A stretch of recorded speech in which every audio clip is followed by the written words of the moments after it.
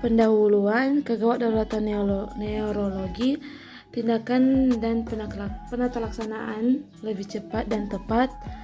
BBRP, penyakit neurologi akut, penanganan yang cepat dan tepat untuk menghindarkan pasien dari gejala sisa dan tergantung THD orang lain. Diperlukan suatu canduan bagi dokter dan para medis di unit pelayanan terdepan untuk mengenali dan melakukan tindakan lanjut dalam kegawat daruratan neurologi.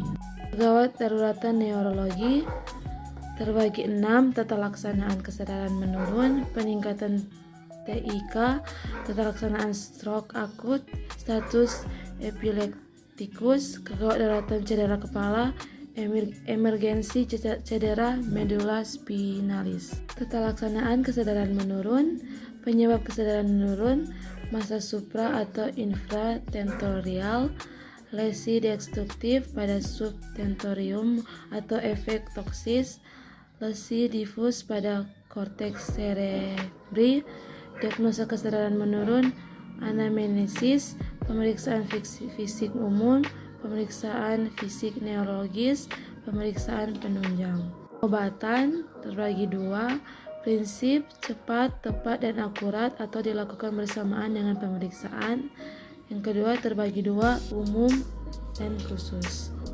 Umum, pasien dalam posisi lateral dekubitus atau jika tidak ada KI, bisfraktur servikal atau TEKI. Meningkat, lakukan ABC, airway, breathing, circulation. Imobilisasi jika curiga trauma servikal, lakukan EKG dan pemasangan monitor jantung jika tersedia.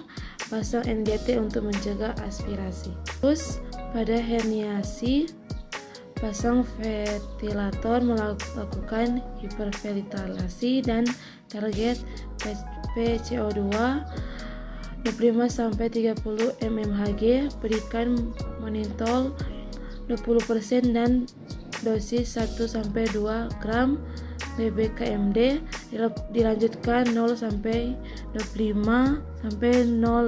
kg setiap 6 jam. Edema cerebri akibat tumor atau abses dapat diberikan dexamethasone 10 ml, dilanjutkan 4-6 ml setiap 6 jam. Jika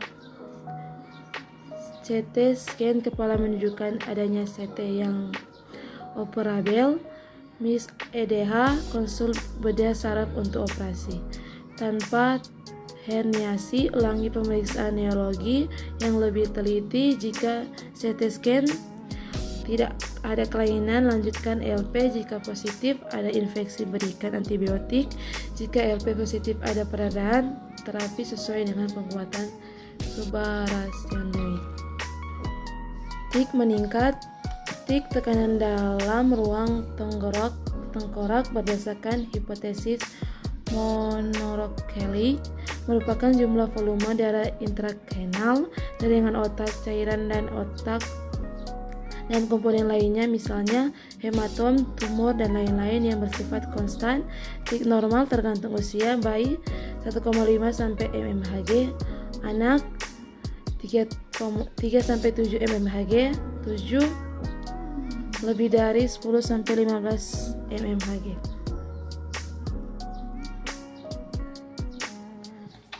Penyebab tik meningkat, peningkatan cerebral blood volume dapat disebabkan karena peninggian central venous pressure atau vasodilatasi cerebral. Edema cerebri, obstruksi aliran CSS dapat disebabkan karena efek massa, infeksi, perdarahan, trauma, dan lain-lain. Efek massa akan menimbulkan desakan dan perenggangan mikrovaskular, akibatnya terjadi pergeseran jaringan otak atau kerusakan jaringan. Gejala-gejala tik meningkat, gejala klinik, sakit kepala atau trauma pagi hari, muntah atau bersifat prorektil, papil edema, gejala efek massa, gangguan kesadaran atau penekanan pada formatio reticularis, gejala vokal cerebral. Pelaksanaan emergensi GCS kurang dari 8, pasang intubasi, tinggikan kepala 300, kontrol ventilasi, PaCO2 35 mmHg, atur volume resusitasi, euvolumia, pertahankan tensi normal, medikamentosa, pasang drainase, CSS ventrikular, sedasi narkotik, benzodiazepid, neuromuskular blokade, berikan bolus manitol, naikkan cerebral perfusion perverse.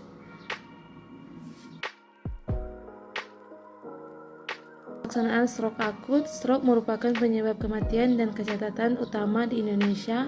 Stroke ini suatu kegawat daruratan medis yang harus ditangani secara cepat, tepat, dan cermat. Penyebab stroke: infarksi otak 80%, emboli anterotromotik, perdarahan 20%, PIS atau PSA. Diagnosis berdasarkan klinis anamnesis, pemeriksaan fisik neurologis, sistem scoring, CT scan kepala, MRI kepala. Mutasi klinis stroke akut: hemiparesis mendadak, gangguan sensibilitas, perubahan mendadak status mental atau konfusi, delirium, letargi, stupor atau koma, afasia, disartria, gangguan penglihatan, antaksia, vertigo, mual dan muntah atau nyeri kepala. Tata laksanaan awal: stabilisasi ABC, pasang jalur IV dengan salin 0,9%, hindari cairan hipotonik, SPT, dextrosel 55% sampai 0,45%, berikan oksigen 0-4, jangan memberikan makanan atau minuman lewat mulut, buat rekaman EKG atau fototoraks, ambil sampel untuk pemeriksaan darah, jika ada indikasi kadar alkohol, fungsi hati, gas darah, arteri, screening toksikologi, tekankan diagnosis berdasarkan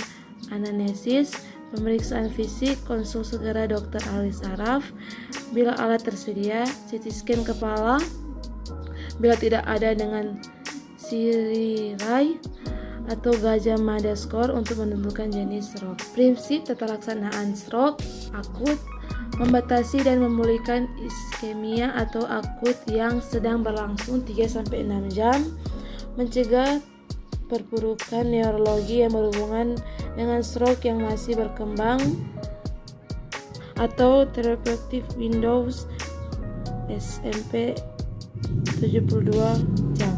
Pelaksanaan stroke iskemik akut: konsul dokter ahli saraf untuk pertimbangan RT atau PA jika gejala stroke kurang dari 3 jam, CT scan kepala yang normal, pertimbangkan pemantauan irama jantung untuk pasien dengan aritmia jantung atau iskemik miokard. Tekanan darah yang tinggi pada stroke iskemik tidak boleh cepat-cepat diturunkan karena merupakan hipertensi yang sudah lama diderita, juga respon THD iskemi otak. Tata laksanaan stroke hemorrhagic: segera konsul ahli saraf, pengendalian tekanan darah yang lebih agresif karena tekanan darah yang tinggi dapat menyebabkan perburukan edema, perihematon, dan meningkatkan kemungkinan perdarahan ulang. Tekanan darah histolik kurang dari 180 menunjukkan. Pertimbangan konsultasi ahli bedah saraf jika perdarahan cerebellum. Berikan manitol 20%. Daruratan neuromuskular: kelemahan akut dapat akibat difungsi kornu-arterior, polymyelitis, saraf perifer, Guillain-Barré dysarthria, otot saraf otak, miastenia gravis, botulis, otot periodik, paralisis, rhabdomyolysis. Keadaan emergensi pada penineuromuskular: kegagalan respirator, RIC atau bulbar paralisis, gangguan neuromuskular yang reversibel, gangguan neuromuskular yang reversibel komplikasi pada jantung. Status epileptikus, definisi serangan epilepsis yang berlangsung seterus-menerus atau frekuensi kejang lebih dari 2 kali di mana penderita tidak sadar antar serangan. Etiologi, pencetus SE, penderita yang tidak diobati atau dosis tidak memadai, pengobatan yang tiba-tiba dihentikan, keadaan umum yang menurun, kurang tidur, stres fisik dan psikis. Alkohol, penyebab akut, penderita ensefalopatik, anoksi, penderita penyakit cerebrovaskular akut, penderita tumor SSP, penderita ensefalopatik metabolik, penderita meningitis dan ensefalitis. Manajemen kegawat daruratan epilepsis, resusitasi, prinsip pada keadaan akut, stabilisasi ABC, pasang IV lain dengan cairan saline, proteksi fungsi kardiorespirasi, thiamine 50-100 mg, glukosa 25-50 mg, diberikan segera bila dicurigai ada kecanduan alkohol atau hipoklemia. Cedera kepala statistik 200-300 atau 100 per tahun. Gawat daruratan cedera kranioserebral, kerusakan dapat mengakibatkan luka pada kulit kepala, fraktur tulang, tenggorok, robekan selambut, otak, kerusakan pembuluh darah, serta kerusakan jaringan otak. Pelaksanaan operatif dan non-operatif, kesadaran menurun dan baik. Tujuan terapi non-operatif, mencegah TIK meningkat, mencegah dan mengobati edema otak, minimalisasi kerusakan sekunder, mengobati simptom akibat trauma otak, mencegah dan mengobati komplikasi trauma otak seperti kejang infeksi. Pasien dalam kesadaran ICS 15 pada cedera kardioserebral tanpa defisit neurologi hanya dilakukan perawatan luka, pemeriksaan radiologi hanya atas indikasi, penderita dipulangkan dan keluarga diminta mengobservasi kesadaran. Bila dicurigai adanya kesadaran menurun saat diobservasi, pasien segera dibawa kembali ke RS.